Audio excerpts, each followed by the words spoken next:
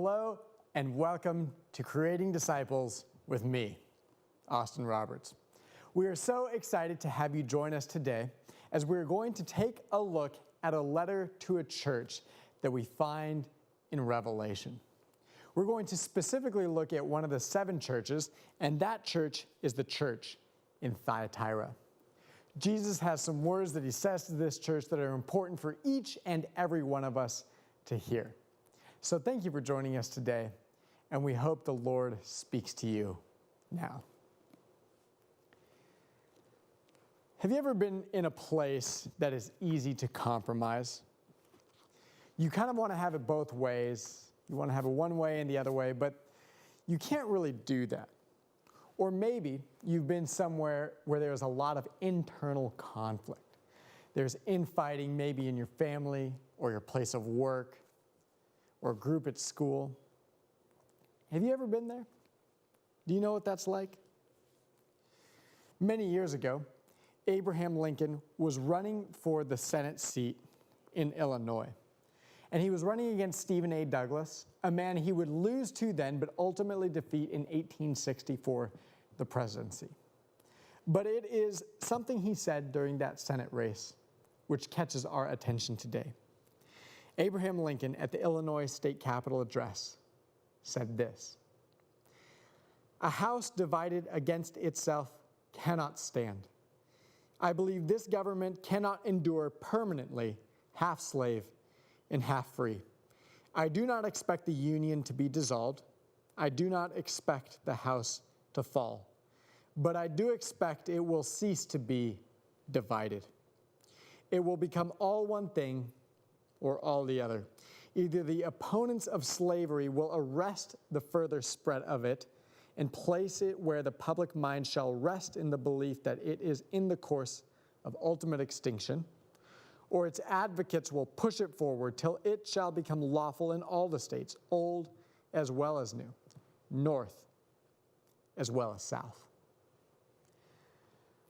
Lincoln said some powerful words there, and some words that ring true for us today in a different way. A house divided against itself cannot stand. You cannot have it one way and the other way. There must be unity. You must be together. When I was a kid, I remember wanting to do certain things. Hang out with my friends, go to certain places, have fun. And naturally, as a kid, you ask your parents for permission. So that's exactly what I would do. I would ask my mom or my dad and say yes or no or whatever. But it was particularly frustrating for me when I would ask for something and the answer that would return to me would be no. Well, I thought I was smart and I thought I could get around this. So here's what I would do. I would ask one of my parents and they would say no. And so then, without saying anything, I would go to the other parent and ask them the same thing. And inevitably, a couple times, I would get a different answer. I would get the yes answer. Well, my parents were much smarter than I, and they caught on pretty quickly. And I was told in no uncertain terms that doing that type of thing was not allowed. Couldn't have it both ways. A house divided against itself could not stand. So naturally, my parents came with a unified vision, and they began to say the same thing. They would communicate. Well, despite that frustration to me, I understood why. And I understood that was probably for the best. Well, if you're dealing with a situation like that, I would like to invite you to open with me to the 2nd chapter of the book of Revelation. In a few minutes here, we're going to read from the letter to the church in Thyatira. But before we do so, let's talk a bit about the background of the city itself. Out of all the cities that are listed in the 7 churches of Revelation, this is the one city that the archaeologists probably know the least about. Just due to different factors, there isn't a lot that is known about Thyatira itself. But despite that, there are a few things we know. First, Thyatira was a place of major trade where lots of things came through. And so because of that, there was lots of diversity and lots of people there. Due to that, there wasn't a lot of religious persecution to the people who were there because there was so much diversity. People were kind of allowed to live and let live and do what they want. So that's a bit of foreshadowing. Perhaps that's why there's internal conflict, because there's just a lot going on around them. Secondly, however, there was in Thyatira troops and soldiers garrisoned there. And that is because Thyatira stood out in front of the city of Pergamum.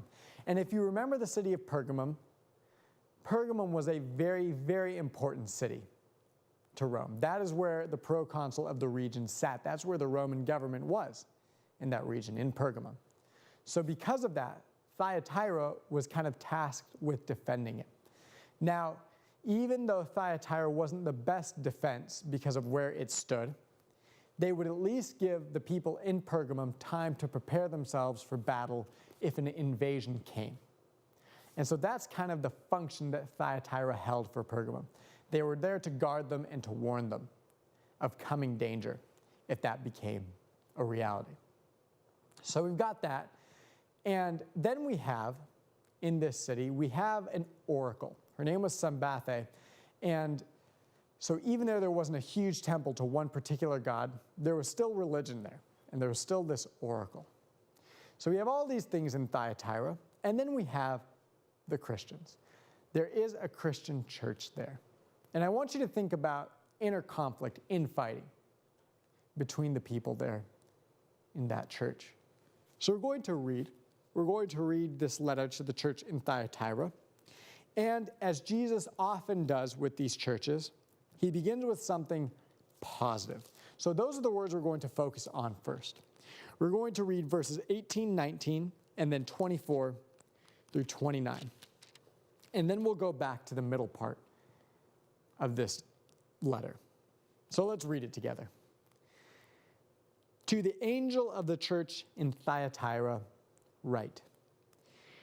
These are the words of the Son of God, whose eyes are like blazing fire and whose feet are like burnished bronze. I know your deeds, your love and faith, your service and perseverance, and that you are now doing more than you did at first. Now, I say to the rest of you in Thyatira, to you who do not hold to her teachings and have not learned Satan's so-called deep secrets, I will not impose any other burden on you except to hold on to what you have until I come. To the one who is victorious and does my will to the end, I will give authority over the nations. That one will rule them with an iron scepter and will dash them to pieces like pottery. Just as I have received authority from my Father, I will also give that one the morning star. Whoever has ears, let them hear what the Spirit says to the churches. So we begin with something positive. We begin with something good. And Jesus says, you were doing good and you're now doing even better. A couple of years ago, I saw a commercial air on TV. And as the commercial unfolded, there were a few things that happened. It flashed between a few different scenes. There was a kid riding a bike. There was a girl taking a dive into a pool. There was a guy trying to dunk a basketball. And between all these things, there was something that was shared between each of them. There was a characteristic between all these different scenes and scenarios that was the same. And that was this, that each of these people failed. And each of these people couldn't finish what they were trying to do. The kid on the bike wobbled and fell off. The diver couldn't quite dive in straight and splashed a ton. The basketball player tried to dunk, but he couldn't quite get high enough. And then each of these scenes got ran through again. And the second time, they all succeeded. The kid managed to stay on the bike and ride down the road. The diver went in vertically and had a good dive. The basketball player managed to dunk the ball, get it in the hoop. And then there was a tagline that played. And the voiceover said this. It said, everything that you're pretty good at, you were once pretty bad at, but you practiced and you got better. And that is the message that Jesus is giving to these people here today. He's saying, you have practiced and you have gotten better. He says, I know your deeds, your love and faith, your service and perseverance, and that you are now doing more than you did at first. It's a powerful, important message.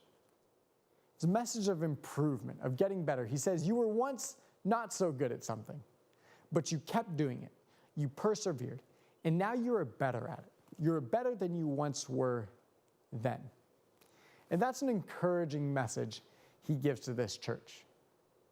He says, continue doing that. Keep practicing, keep improving, keep getting better. But that is not the entirety of the letter.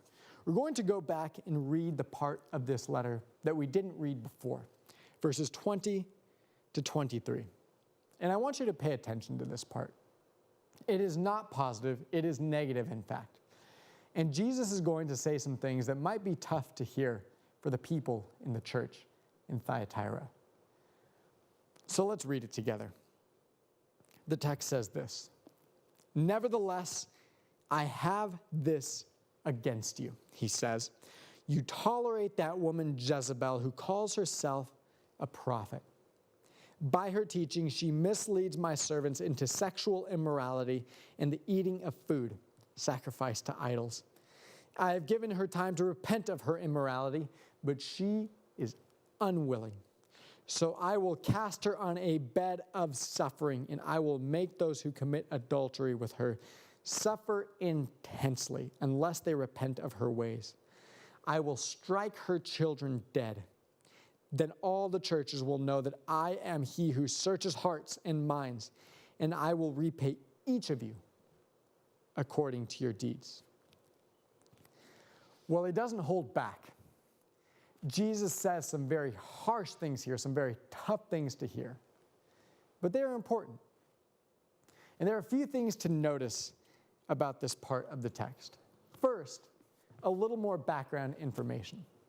You see, women during that period in time were recognized as definitely having the ability to be prophets and prophesy. In fact, in Thyatira is the city where Lydia was from, the one who is mentioned so positively in some of Paul's epistles earlier in the Bible. She is from Thyatira.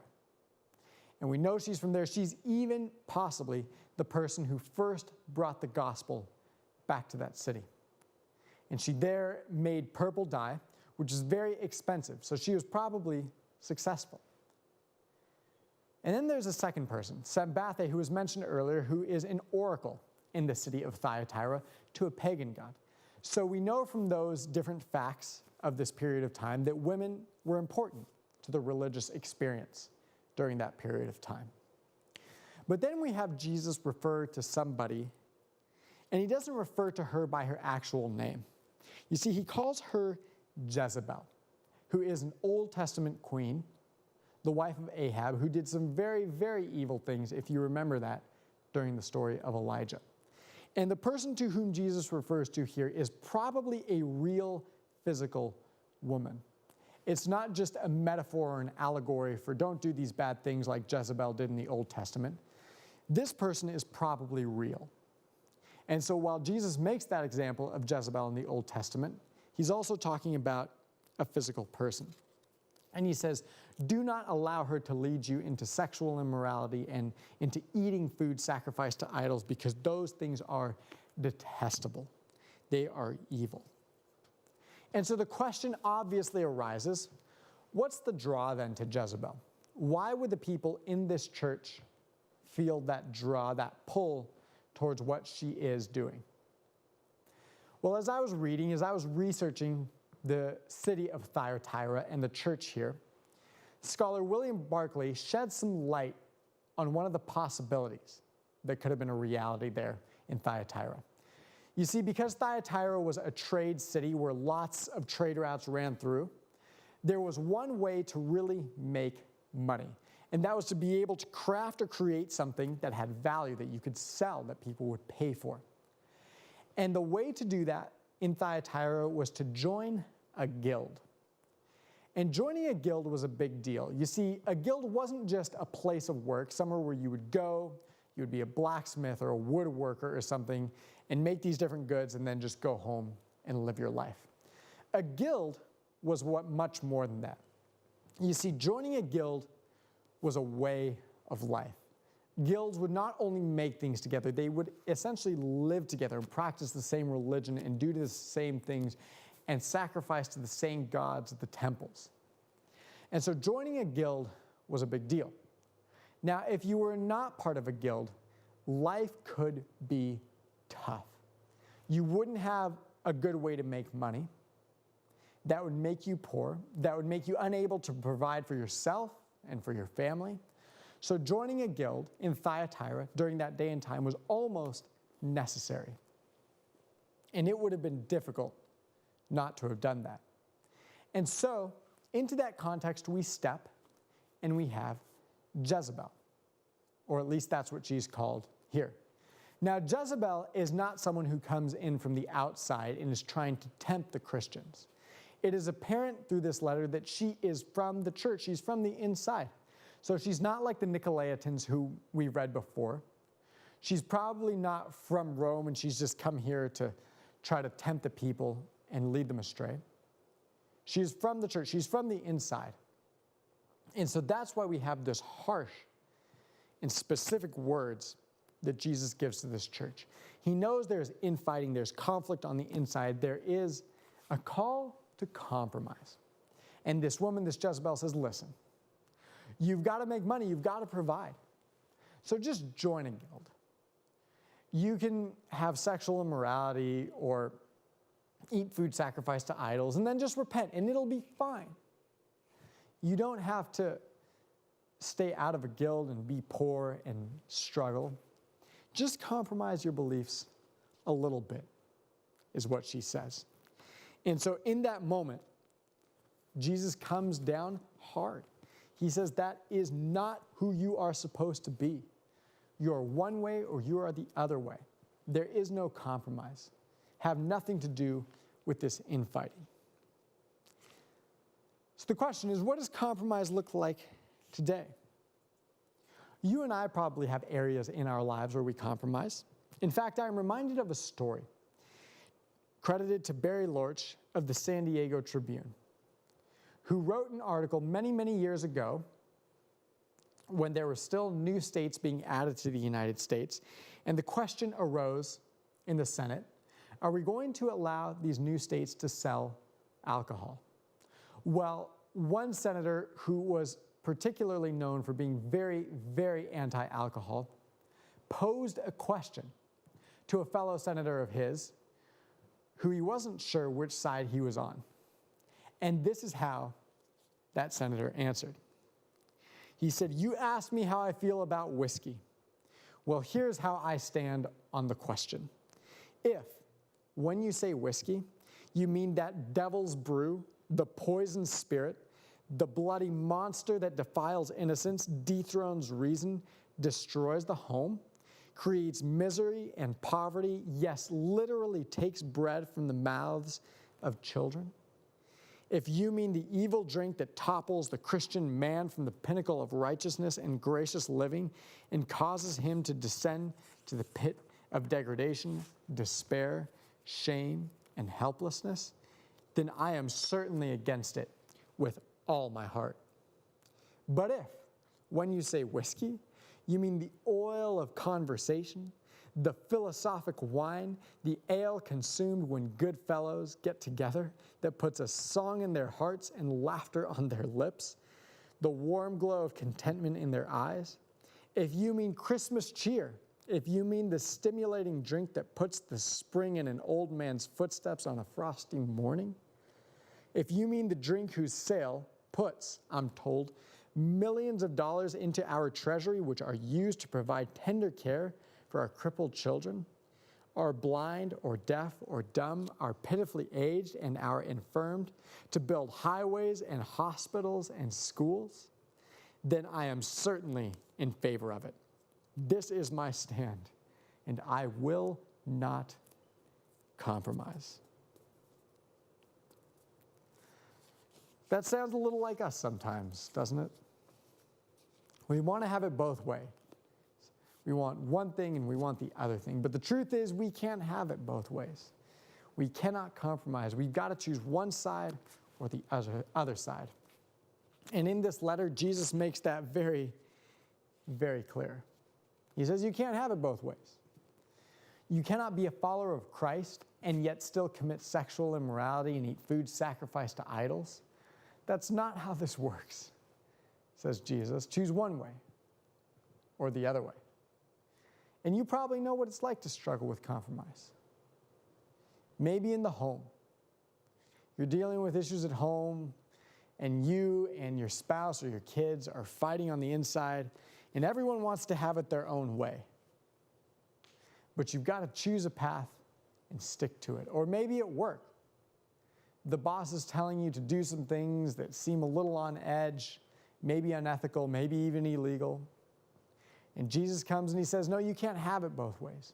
You've got to do the right thing. You must stand your ground. You cannot compromise on morality. Or maybe in school, or maybe elsewhere in your life, you have a place where you feel the desire, maybe even the need to compromise. But Jesus says, listen, you can't compromise on that morality. You can't compromise on following Christ. What I have asked you to do, says Jesus, is simple. It may not always be easy, but it's very simple. That is to be faithful and stay on that path. No compromising. You can't have it both ways. We can't have it both ways. Now, with that idea in mind, I want to return to the text briefly and to reread a couple of verses that we have already read. Those are verses 24 and 25. So let's read them together. Jesus says this. Now I say to the rest of you in Thyatira, to you who do not hold to her teaching and have not learned Satan's so-called deep secrets, I will not impose any other burden on you except to hold on to what you have until I come. We're all tempted to compromise somewhere. We want to have it one way and the other way. We want to have our cake and eat it too, as the saying goes. But Jesus says no. You can't compromise. And for those of you who haven't, who have stayed true to the word, he says in this text, I will not add more burden to you. All I want you to do, says Christ, is just hold on. Hold on to what you have and keep moving forward. And so we've come to this place in this city, in Thyatira. We have a choice. For them, it would have been to follow Christ 100% or to compromise, to eat that food sacrificed to idols, to commit sexual immorality, to go Jezebel's way and to join a guild. And although our choice may not quite look just like that, we also have the same choice. Perhaps you'll be driving somewhere on the freeway this week, and someone will cut you off. And in that moment, in that split second, you have a choice to make. Are you going to honk and be rude and cut them off again? Or are you going to just continue to drive and just let it go? And say, that's not the person I am. I'm not a follower of Christ who goes out and tries to ream other people like that. I follow Christ and that's it. Or maybe you'll be at the grocery store and you will be putting things in your cart and headed towards the checkout line, and you'll see that other person there. And you both kind of have this urge to race to the front. You want to be first in line. Don't we all? Well, as a follower of Christ, it behooves us to allow others to go first. And say, go ahead, it's all right. I have time, I can wait. The choice is yours. You'll probably have that opportunity this week. Or maybe you'll be playing basketball or something, and you'll notice the ball went out of bounds and was off you, but you're the only one who saw. Are you going to compromise your honesty and say, no, it wasn't off me, I kept it in? Or are you going to stand there and are you going to say, yeah, it's their ball, it's my fault. I just couldn't quite keep it in. There are many areas in life where compromise is going to be an option. You're going to be able to compromise things. But then Jesus comes in and says, listen, that's not who we are. That's not what we do. We stand firm on our morals. It is our time, our opportunity, our chance to do just that. So when the chance comes, as it inevitably will in each and every one of our lives to compromise, what's it going to be for you? What's it going to be for me? Are we going to compromise? Are we going to kind of let it slip a little bit? Or are we going to stand firm and say, listen, that's not who we are. That's not how we live our lives. We are here to follow Christ. We are people of the Word. We're people who follow Jesus because that's who we are. The opportunity to compromise will arise for you and for me. So as you go today, I would like to encourage you. Stand firm. Don't be a person of compromise. Be a person who stands on the word of Christ. And be like those in Thyatira who he talks about, who haven't compromised, because then all you have to do is just hold on to what you have. Just be faithful. Thank you once again for joining us today on Creating Disciples. We hope you come back next time, and we hope you enjoyed this message on the people of the church of Thyatira. It is an important message for each and every one of us. So may God bless you and bless me, and bless your families and your friends and all those who you hold near and dear. And even if there is some fighting there between one another, stand firm and don't compromise, just as Jesus commanded each and every one of us to do. So may God be with you as you go into your own lives this week and forevermore. Amen.